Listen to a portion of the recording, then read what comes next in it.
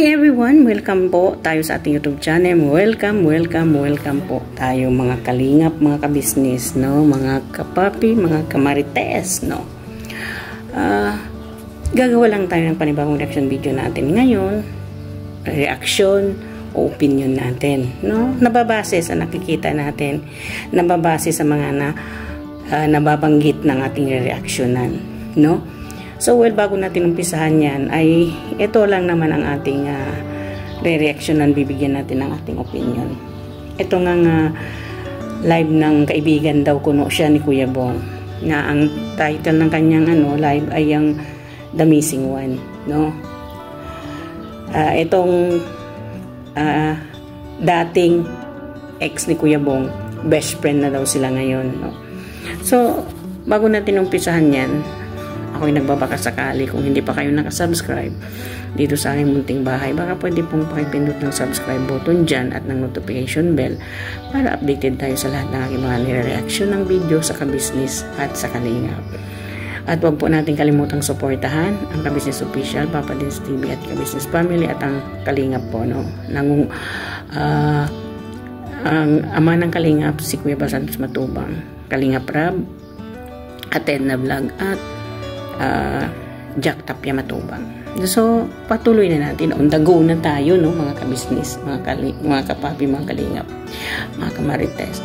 Ang una nating bigyan ng ating opinion, itong sinasabi niya na 2 beses na raw sila nag-uusap ni Kuya Bong. Nung unang usap ay yung Thursday. Yung pangalawang usap nila yung Sunday. So, doon sa party ng Thursday, sinabi lang niya na kumustahan lang siya. So, dito sa Sunday na ayon sa kanya, tumawag sa kanya itong kaibigan niya na nga, itong si Kuya Bong. Naging best friend na niya si Kuya Bong ngayon. Ay, umaga pa lang daw tumatawag na ito. At nasa church na siya nang tumawag daw yun. At ang ganda-ganda daw ng bungad ng tawag ni Kuya Bong ng kanyang best friend. Ang ganda ng ngiti at fresh na fresh yung ngiti, baga, no? At ito yung sinasabi niya. Alam niyo mga kamahal, hindi ko nakikita sa iba ganito yung ngiti niya, kasi sa akin lang yun siya gumingiti ng ganyan. It never happened to anyone, only for me, ang sabi niya. So, pag-usapan natin yung tungkol doon na sinasabi niyang maganda yung ngiti, sa kanya lang nangyari. Natural, syempre, no? May kinaraan kayo may naalala siya sa iyo.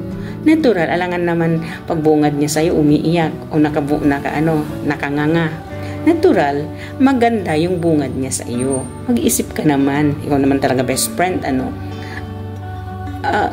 mayroon bang tao, pag tumatawag ka o tumawag siya sa iyo, pag bungad niya ay parang hindi maipinta yung muka. Natural, maganda yung ngiti, no? Ngingitian ka talaga ng maganda. Syempre naman, ayaw naman niyang madistract ka sa kanyang makita mo sa video call, ay ganito pala. Hindi, natural. Yung magandang ngiti. Ngingiti talaga siya sa'yo ng maganda, no? Pero ang sinabi niya, it never happened to anyone. Exclusive sa kanya. It never happened to anyone. It's only for me. Sa kanya lang daw yun na ganun ang ngiti ni Kuya Bong. Nabanggit na rin niya yan noon sa kanyang live noon, no? Na kung ngumiti daw ay walang kupas, no? Na parang ngiti pa rin, ngiting-ngiti pa rin ng katulad ng dati. Inano na rin niya ito pang second time o third time na niya itong sinabi. No, at ang pinag-usapan daw nila yun, yung tungkol sa babalik siya or bakit siya nandyan, ay sabi ayon daw sa kaibigan niya itong si Kuya Bong, ayaw pa diyang umuwi, no? Tuwang-tuwa siya, ayaw niya pang umuwi. Kaya ang sinagot nitong kaibigan ni Kuya Bong ay, sige, dyan ka muna, no? So sabi niya, bilang isang kaibigan niya, nag-a-advise din tayo. Yun ang advice niya kay Kuya Bong. Dyan ka muna, wag ka munang umuwi kasi na-enjoy mo yun dyan. Na-enjoy daw ng kanyang kaibigan, yung mag-isa niya, na-enjoy daw siguro yung trabaho daw. Ano ba yung trabaho ni Kuya Bong pag nasa labas? Di ba mag-inom? Di ba mamumulot ng kalakal, nangangalakal para may pag-inom siya? Yun ba yung advice mo? bilang isang best friend ni Kuya Bong. Ang malulong si Kuya Bong sa alak at maluglog doon sa kadumihan. Yun ang advice nitong parang ganun ang advice niya, no? Galing niyang mag-advise, no? At yung isa pa, ang tinanong niya doon, di ba mayroon na yung si ganito. Hindi pa niya diniretso, di ba nandun si Jinky? Pumunta naman siya sa inyo, di ba? Na ayon pa sa kanya, yung bang paratang niya na ang sabi daw ni Kuya Bong, paratang ni Kuya Bong na paratang din niya. Ang sabi daw ni best friend niya sa kanya ay etong si Jinky tinawag daw ng mamagulang. Ibig sabihin tinawag ni Ka-Business at saka ni Mrs. Ka-Business para pumunta doon sa bahay at makipag-usap ulit kay Bong, no? Alam mo, yung mga information mo maling-mali, no?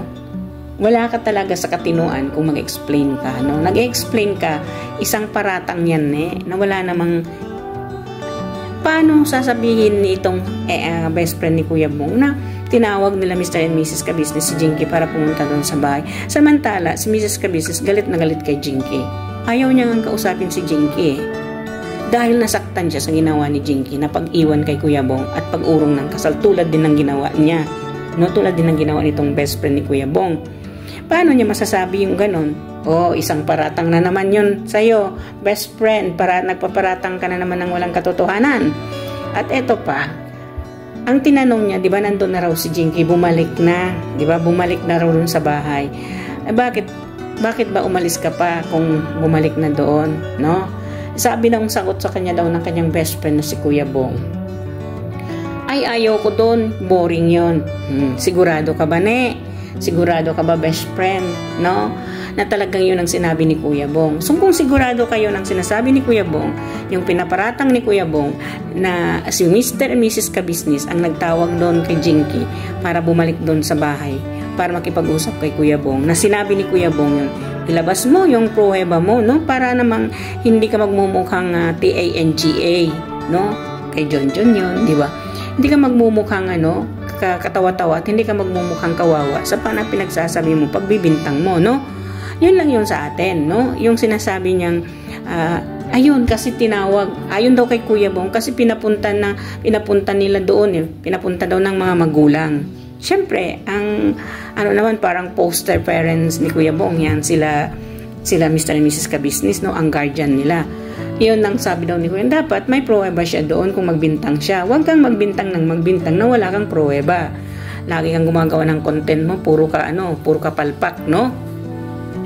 At mayroon nga sigurado bang sinabi ni Kuya Bong ayaw niya kay Jinky, no? Siyempre, etong si Kuya Bong pag nakakausap minsan in a zero second, nag-iiba yung utak, no? Siyempre, pagkausapin niya, ay nandito naman ako, bakit gusto mo siya? Natural, ikaw yung pipiliin kasi you have an experience. Bong has an experience on you, no? An experience niya na hindi niya makakalimutan habang buhay. Lagi niya yung naalala. Kaya tumitindig nga yung bulbul ni Kuya Bong pag naalala niya yun. Of course, pag makikita ka, nagka-comes ang memories na pinagsamahan kayo, mayroon experience si Bong sa'yo na hindi niya makakalimutan. Siyempre, pag makita ka niya, natutuwa siya, ay, kinakausap pa rin niya ako. Siyempre, kumbaga, nandun yung excitement ni Kuya Bong na makikita ka through that experience that he feel on you, diba? English yun. English yun, mga ka-business, mga kapapi, mga kamarites, no? Yun lang yun yung niya. At ito pa yung sinasabi niya. Sinabi daw nitong kanyang best friend na si Kuya Bong, kaya ayaw pa niyang bumalik, gusto pa niyang maggala-gala. Kasi nga daw, pag nandoon daw siya sa bahay, sa opisina, ginawa pa niyang opisina yung bahay ni Ka-Business, no? Ginawa niya pang si Kuya Bong salesman, sales talk pala, hindi salesman, sales talk, no? Ayon sa kanya, sinasabi niya dito na, ang sinasabi daw ni Kuya Bong sa kanya nung nag-uusap sila, ay lagi daw si Kuya Bong inuutusan doon sa opisinang iyon. At lagi daw binubungangaan at marami daw mata doon sa opisinang iyon. Kaya umalis siya, nagbakasyon muna. Di ba? Ang galing mong gumawa ng kwento, Day. Galing-galing niya gumawa ng kwento, no? Galing talaga niya gumawa. Kanina saan niya kaya nakpulot yun? No? Kaya naman na ini-insist or pinapahanap, naghahabol itong best friend ni Kuya Bong para makausap si Kuya Bong. Kumuha siya ng impormasyon. Gawin niya yung paratang o gawin na naman niya yung paninira kila ka-business. Simple lang, no? Ang galing niya. Tulad nun, may sinabi ba si Kuya Bong na binubungangaan siya doon? May sinasabi bang, totoo bang sinasabi ni Kuya Bong na maraming mata doon? Totoo bang sinasabi ni Kuya Bong na inuutos-utusan siya doon? Kumbaga, maraming trabaho doon, no? Ang alam natin, no? Mismo si Kuya Bong ang nagsasabi, wala siyang ginagawa, naboboring siya kasi wala siyang ginagawa. Actually, may reaction tayo dyan doon kay Papa Dins na yung sa loobin ni Kuya Bong. Naboboring siya kasi wala siyang ginagawa, tulog kain lang siya. Yun ang ginagawa ni Kuya Bong doon kay ka-business. Obviously, no? Paratangan itong nagparatang ka na naman. Itong best friend ni Kuya Bong na sinasabi niya inuutos-utusan, binubungangaan daw si Kuya Bong dito sa opisina. Naging opisina patuloy yung bahay ni ka-business, ano. So ngayon, yung ginagawa daw ng best friend niya ay syempre inuutusan, gawin mo itong papers na ito, yung ganun, kumbaga nag-oopisina ito o kaya namumulot ng basura ba, hindi mo nalang diretsuhin, ikaw talaga. Kaya naisipan daw nagbakasyon. Ngayon nung nagbakasyon daw, syempre para makapag-unwind, unwind pala, magmuni-muni, ang hinahanap daw talaga ng best friend niya kung ito daw ay lumalayas doon sa opisina at nagbabakasyon, no? Ay siya ang dahilan kung bakit umaalis itong kanyang best friend. In short, diretsuhin natin, pag lumalayas si Kuya Bong doon sa ka-business, siya ang hinahanap ni Kuya Bong. Ang dahilan ng ang paglayas ni Kuya Bong dahil namimiss siya. Siya ang gustong makausap at siya ang gustong makita. Mali pala tayo, no? Hindi pala Jean, hoy. Mga ka-business, mga kapapi, no? Mga kamarites. Maling-mali yung mga komento ninyo dyan. Kasi ang dahilan pala ng pag-alis ni Kuya Bong, pagbakasyon ni Kuya Bong, ay siya kasi siya ang unang hinahanap. Hindi ang alak. Hindi mas maganda yun kung siya ang unang hinahanap, hindi ang alak. Pero, nung pag-alis ni Kuya Bong ng 7 o'clock in the morning on that time, lasing na agad si Kuya Bong. Saan doon ang hinahanap siya? Baka naman best friend, ikaw itong habol ng habol kay Kuya Bong. No? Obviously, ikaw ang habol ng habol at ikaw ang hindi makamove on. May part na live mo, sinasabi mo, ayaw mo na, kalimutan mo na. Ayaw mo na rin tumanggap ng tawag. Pero ngayon, nag-uutos ka pa rin doon sa kaibigan ni Kuya Bong na naging kaibigan mo rin dahil kay Kuya Bong, naging kaibigan mo yung kaibigan ni Kuya Bong, yun ang kumukontak sa'yo. Kaya si Kuya Bong, nakakausap ka. Pero kung sa talagang si Kuya Bong sa kanyang cellphone, never na ever kanyang kukontakin. For what? Nang dahil sa sulsol ng mga kaibigan ni Kuya Bong, kaya ka nakakausap. Kung wala namang sulsul na, hindi ka naman nakakausap, diba? So, ipupunto natin dito, no? Kung talaga siya ang hinahanap o talagang si Kuya Bong namimiss siya, hinahanap talaga siya kung lumalayas si Kuya Bong dito, kaya ka-business. Bakit nung December umuwi siya, nung lumayas si Kuya Bong ng December 31 doon kaya ka-business? No, iniwan niya si Jinky ng time na iyon. Siya pala din yung dahilan. Kasi ang sabi niya tuwing umaalis si Kuya Bong dito kay ka-business, siya ang hinahanap, siya ang dahilan, no? Bakit hindi pumunta doon si Kuya Bong sa kanila? Yun ang tanong natin. Bakit si Kuya Bong ay naglalasing noon? Ang pamamaraan nila, yun as usual, the same history, no? Kinausap ng kaibigan ni Kuya Bong para kinausap si Kuya Bong ng kaibigan niya para kausapin siya. Diba? Parang niliko-liko lang niya yung mga kwento niya. Ibig sabihin kasi itong best friend ni Kuya Bong. Ex niya to ex niya dati, ngayon best friend na, mag-best friend na sila. Ibig sabihin niya itong kumukuha siya ng mga impormasyon. Tapos yung impormasyon na yon, kino-content niya pero mali-mali ang kanyang impormasyon. Alam niyo kung bakit ko nasabing mali-mali. In-example na lang natin yung blind item daw nila na nambugbog. No, yung blind item nila nagsabi sa kanila, si ka-business mayroong binugbog. So, Ano ba daw yung kaso doon sa binugbog na yon? Di ba sabi niya human trafficking? The best friend, sino yung teacher mo sa abogasya at ganun yung turo sa'yo? Binugbog, human trafficking. Yun, edi, ano ka doon, Day? Ano ba tawag doon, best friend? Naging ano ka doon, tawag doon, sablay doon sa mga paliwanag mo kasi hindi naman human trafficking yung binugbog, no? Physical injury yon kasi binugbog mo yung tao, no? Sa impormasyon mo na ginagawa mo, puro false, walang true. Gawa-gawa mo, katang isip mo, para mayroon kang mai-content, ay parang mayroon kang mai-content at masisira mo yung image ng ka-business. Simple lang, no? Kung talagang may sense of humor ka, nanahimik ka na lang sana. Pero hindi, wala ka nun, no? Yun ang sinasabi niya. O, kayong mga reactor, mga wala kayong sense. Wala tuloy kaming sense. Nasaan ba yung mga sense namin dito sa beshi ni Kuya Bong? Bakit kami nagustuhan ng mga tao? The way we explain what is the truth and what is the false that you are doing. Na ina-explain mo sa iyong mga viewers na tuwang-tuwa naman sa kalokohan mo, yung mga viewers mo, na wala namang katotohanan, puro namang kasinungalingan. Diba? Kami, yung kasinungalingan mo, yun ang pinapaliwanag namin sa mga viewers ng ka-business, na minamahal naming ka-business, na yung pinapaliwanag mong kasinungalingan ay hindi totoo yun. Kasi yung kasinungalingan mo, pinaparatang mo sa mga viewers mo, ay totoo yun. Para sa amin, ginagawa namin yung totoo mong kasinungalingan, ginagawa namin sinungaling. Kasi wala namang katotohanan yung sinasabi mong kasinungalingan na totoo para sa'yo. Para sa amin yun, naririnig, kasi nakikita namin napapanood namin, kasi kami mga reactors, through action, no? Through action, o kung ano yung napapanood namin, binabase namin doon sa mga nakikita namin, o ano yung nararamdaman namin, ano yung paliwanag ng isang tao, bakit ganun yung issue. This is the way na kami ang magre-reactionan namin.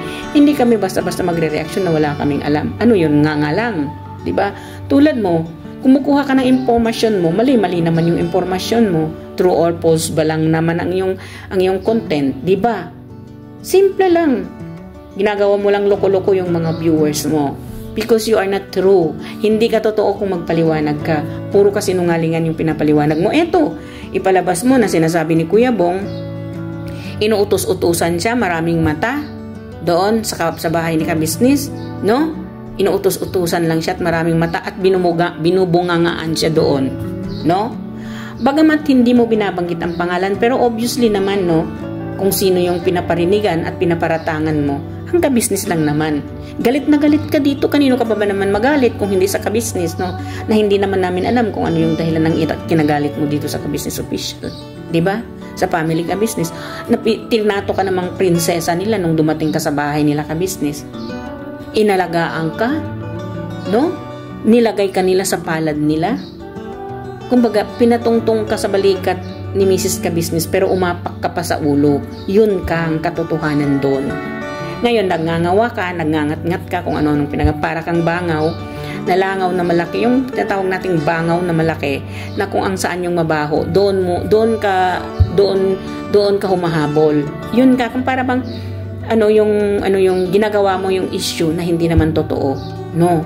Katulad niyan sa pagbibintang mo, binubungangaan si Kuya Bong, maraming mata, inuutos-utusan sa opisina. Naging opisina pa yung bahay ni ka-business, no? Patunayan mo yun, at yung sinasabi ni Kuya Bong, ayaw niya nang bumalik sa bahay ni ka-business. No? Kasi kayo ang nagsabi na wag na natin pabalikin. Sinabi mo yan dyan sa mga viewers mo. Ano mga kamahal, pababalikin pa ba natin? At so, sinabi mo pa, tinatanong mo si best friend mo kung kailan siya pupunta ng Maynila. Ibig sabihin, kung kailan siya pupunta sa inyo. Anong sagot sa'yo ni Kuya Bong? Wag muna. Paano? Mapipilit mo ba si Kuya Bong pupunta uli sa inyo? Ibig sabihin, may aim pa talaga siya pabalikin si Kuya Bong sa bahay niya. Para saan? Pinagbintangan mo na nga si Kuya Bong, na adik si Kuya Bong. Sinasabi mo nga yun, pinagsisigaw mo sa live mo. Kayo, kung may boyfriend ba kayong adik, natural, ayawan ninyo. Sinabi mo yan. No? Very clearly, sinabi mo yan dyan sa live mo.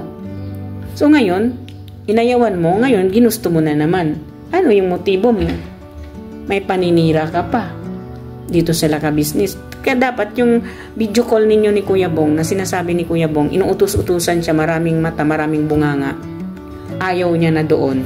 At ayaw niya kay Jinky kasi boring si Jinky. Ipalabas mo yun, iparinig mo dyan sa, sa live mo na mayroon kang pruweba. Nung para namang matameme lahat kami. Hindi yan puro ngak-ngak ka. Ilabas mo yun, di ba? Yung sinasabi mo, nire-record mo yan. Di ba? Sabi mo, bawat pag-uusap niyo ni Kuya Bong, nire-record mo kasi may ebidensya ka na ipatunayan mo dun kila Kabisnes, sinisiraan ni Kuya Bong, ang Kabisnes family. No? Behind the scene, kung anong ginagawa kay Kuya Bong, ilabas mo para naman matameme ang Kabisnes dyan. Kung mayroon kang pruweba, kung ako sa'yo, palabas mo. Nagre-record ka, no? Diba? Abogada ka naman. Alam mo yun. Wala naman sigurong kaso doon kung ipalabas mo yung private pinag-uusapan ninyo. Kasi abogada ka, alam mo yun, diba? Marunong ka nga binugbog, physical injury, ang kaso ng binugbog, diba? Ang galing mo, day. So, when mga kabisnes, mga kapapi, kinuha lang natin yung main issue niya sa kabisnes na naman. Main issue na naman doon sa best friend niya na si Kuya Bong.